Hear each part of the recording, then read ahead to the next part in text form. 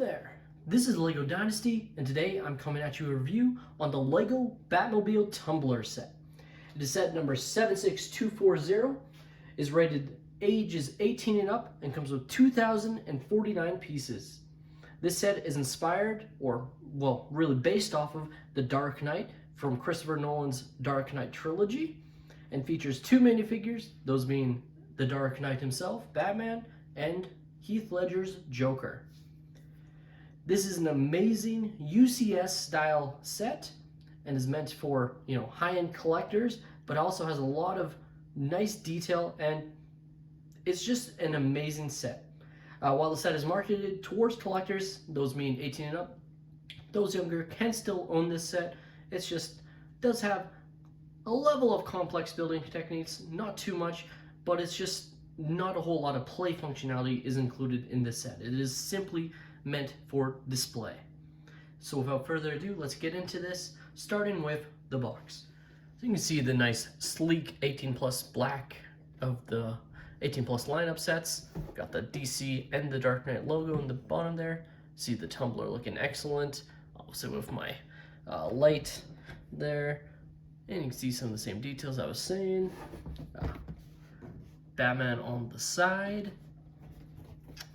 The back of the box shows some nice detail. Has the dimensions of the set, those being 43.7 centimeters or 17.2 inches in length, and then 16.5 centimeters or 6.4 inches in height. And of course the Tumbler that is based off of, again showing some nice detail on the side there, and the two minifigures as well. Show off the nice minifigures included in this set, starting with the Joker, who has some great detail. He actually does have some nice leg printing, which you can barely see kind of on my camera. Actually, yeah, you can see it. Great arm printing, no side leg printing, but still very nice detail.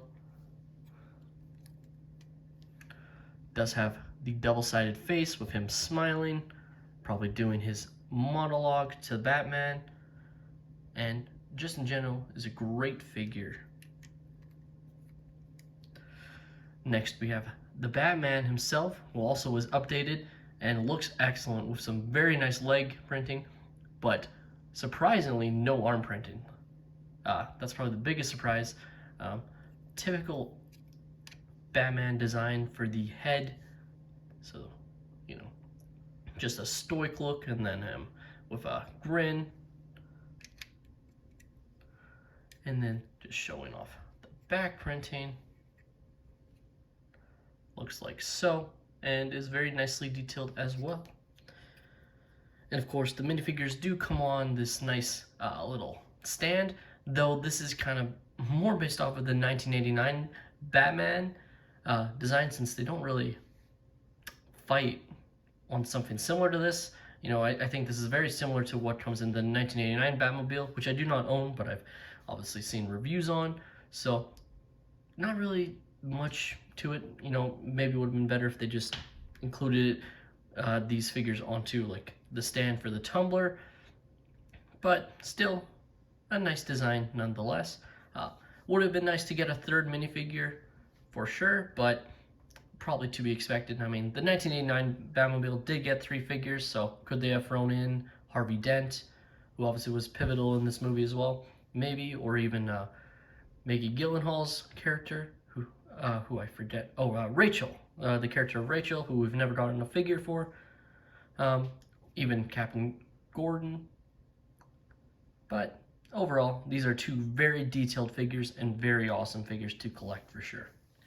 Next, we're just going to quickly look through the manual, which has some nice detail as a special edition set. It's got the Tumbler on the first page. It's got I've got to get me one of those, from a quote from James Gordon in Batman Begins. And then it just goes through some nice information on the Batmobile throughout, some info from the designers as such.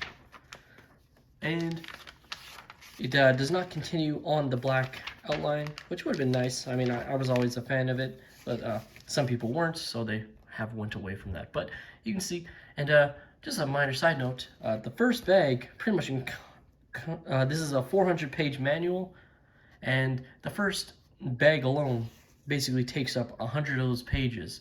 So you pretty much build the entire bare bones in just the first bag, and then each bag thereafter just adds a little bit more detail to the set, which I just thought was interesting. Normally it's a bit more split up, but they really focused on you building the bare bones in that first section. So I think the first bag alone has, I think, 4 bags, and those bags are filled with a lot of smaller bags and whatnot. So you get the idea that it's very complex, the first bag, compared to the rest of the build. And yeah, that is the manual. And now we have the Tumbler, which we're going to take off its stand and just show off the stand real quick.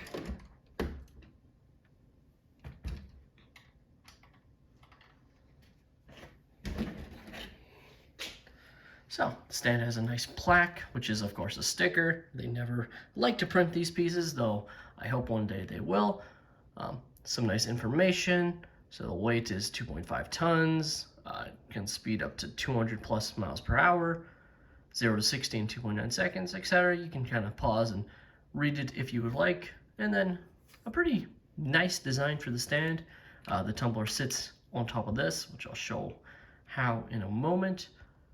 And it's a pretty simple design, but looks very nice. So the Tumbler itself, very nicely detailed and matches perfectly with the movie version. You can really see they went all out on making sure the design was perfect.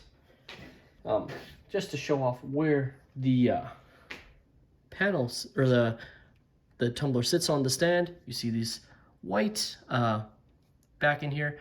It's kind of the only one that's white, and that's just really to me a marker, so you know where the stand sits on. And it will just fit inside here, and I'll place it on it later, but for now I'll just show off the set. And as you can see, it looks incredible. Has some very nice detail, mixes in some gray with all the black, and then also the gold pieces as well to really enhance the look of the set. Some very nice detail, as you can see there. And I'll show off the opening later, as you can open up the set. It is not minifigure scale whatsoever. You can't fit a figure inside, but it is still very cool. You see the windshield wiper details, which look awesome. Nice detail there with the sticker. Just looks really, really awesome overall in how it's been put together. Some of these panels can move as you see fit, though I generally just keep them down. There are lots of different moving panels, and as a result of all these moving panels, the set, it can break on you, especially when you're placing it on the stand. I've had some issues with some of the sides breaking off. The back can be a little bit loose at times and break off. So while overall the set is sturdy, there is still a lot of parts that can break off, and that is a disappointment. So, like, just to show off, like, I find a lot of issues with this sides here. They'll break off when I'm like trying to place it on, which might happen while I'm placing it on later. But just to give you an idea, say this part, it always breaks off. So you got to be careful where you're holding the set. But overall, it is a very well put together set. And while I say it has breakable parts, it overall is very sturdy, if that makes any sense. So let's open up and show off what's inside the set.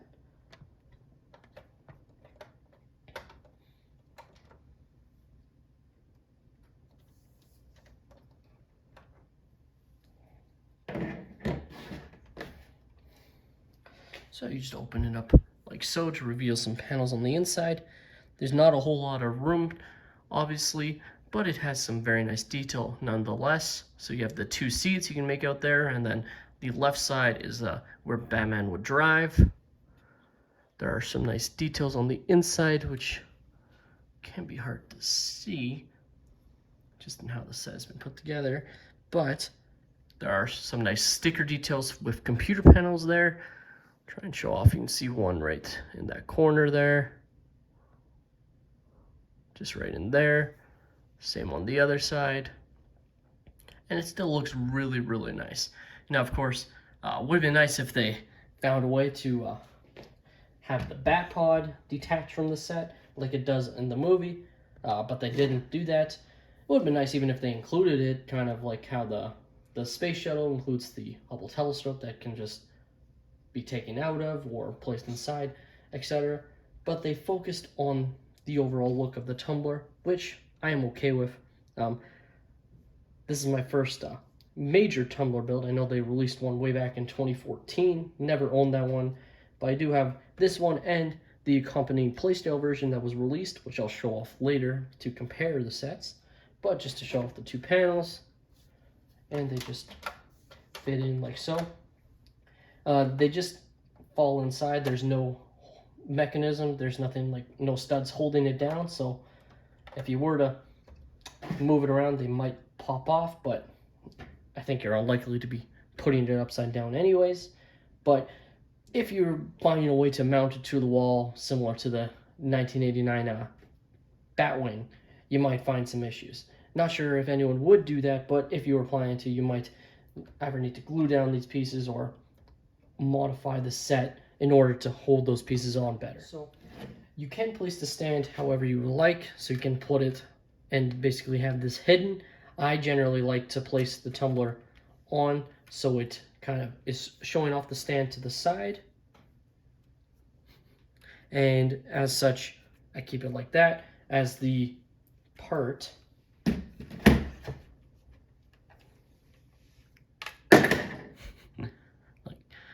will sit in that way. So you can see it's more sturdy lengthwise, and that is the direction you want to place the Tumbler on it. And I did have this part just fall off, like I said. Some of these parts can fall off at times.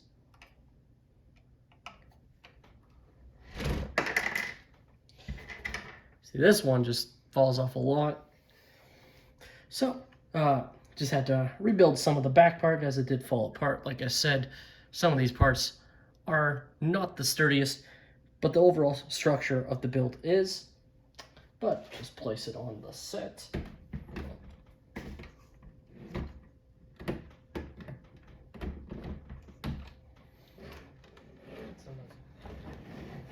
Like so.